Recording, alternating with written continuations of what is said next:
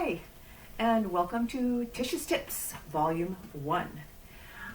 These are unprecedented times, and we are taking online classes, many of us for the first time ever. It's my first time ever offering live streams or doing videos for people. One of the things that's missing is I cannot see you to offer you modifications or corrections, and even though you can see me, especially if you are newer, you might not understand exactly what we are talking about. So I am going to put together a couple of little tips videos so you can keep yourself safe while you are doing online streaming classes of any sort or following along with a video. Okie doke. So I will stand up. I wore some kind of crazy socks, bright socks, because I want you to clearly see my feet. Anytime, any class that you're doing, posture is always important. You hear me talk about posture a lot in my own classes, and posture begins right at your feet. So some of us tend to roll in toward our big toe, and some of us tend to roll out toward our pinky toe. It's really important to have the pinky toe down and the big toe down both equally, and the inside of your heel and the outside of your heel as well.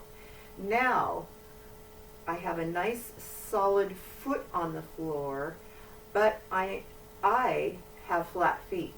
So I really need to think about placing a small tack right underneath my arch, which helps me to create a little lift through my arches, but I still have my big toe down, still have my pinky toe down.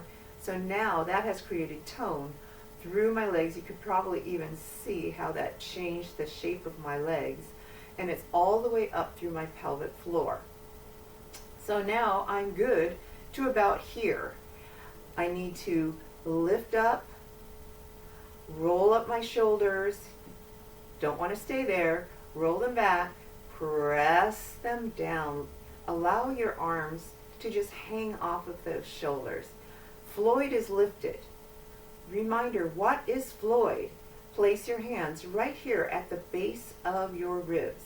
As you slide them toward the center, there is a piece of cartilage right here, and that is called the xiphoid process. Kind of a mouthful, and one of my dance teachers gave it a nickname of Floyd, and I thought that was brilliant, and I use it to this day. So when I talk about Floyd being lifted, that is so wonderful for your posture, because if Floyd reaches for the floor, lifting Floyd is going to immediately lift you up. So always think about Floyd at least pointing forward when you want to have an upright posture. Also, I just did a video on head position, and we all need to work on that because we have so many things that bring our head forward. But do concentrate on getting that little chin tuck to help your head be right over your shoulders. Allow it to just float on that platter up there. So now you are set for whatever is going to come at you and you'll be solid, strong, stacked, and it will help you with balance. It will help you with staying stable and safe no matter what kind of movement you're doing. I see all kinds of interesting things when I am running classes and I have people in front of me. When squats is one of those wonderful things that a great exercise, but so many things can go wrong. And so many of us have knee issues. You do not want to add to it by doing incorrect squats. So if you don't have that foundation and the feet roll in and the knees fall in, so then we get this type of a thing happening when we try to do our squats. and that is going to be ow. If your body naturally wants to do that, it's one of those things that you will have to work on really hard to pull and create. You've got a muscular imbalance going on, and so you'll need to work really hard on pulling out with these legs, with the outside of your thighs, so you can maintain that solid foundation with your feet. Another thing I see a whole lot is lowering, but lowering from straight up. Yes, I want to maintain a nice tall posture, but by trying to lower with my knees only going forward, you will push your knees beyond your toes. If you don't have knee issues now, you will. You don't want that. So make sure that you sit into your imaginary chair and you feel the weight through your heels. So you will know that you are pushing your knees forward if your weight is in your toes and you can lift your heels up. But if you go correct that and pull your hips back, you should be able to feel the weight in your heels. That will also give you a better workout. This is wonderful. This is wonderful to practice with a chair. So you would stand right next to the chair. Now if you do these incorrectly, you're going to miss the chair. So make sure that you reach the hips back toward that chair. Think of your head position. Think of that posture, spine still remaining long. Another thing that I see real often with squats is the exaggeration is, I can go to here, but I'm going to get a better squat if I go here. No, you're not. You're just going to strain your back. So if this is as far as you go, that's as far as you go. Protect your back. Support here. Yes? So no more for more, please. Or the bird that picks up the toothpicks. So this is great, a great way to practice your squats. All right, so you'll be protecting your knees, you'll be protecting your back. When it comes to lunges, I also get some interesting things happening.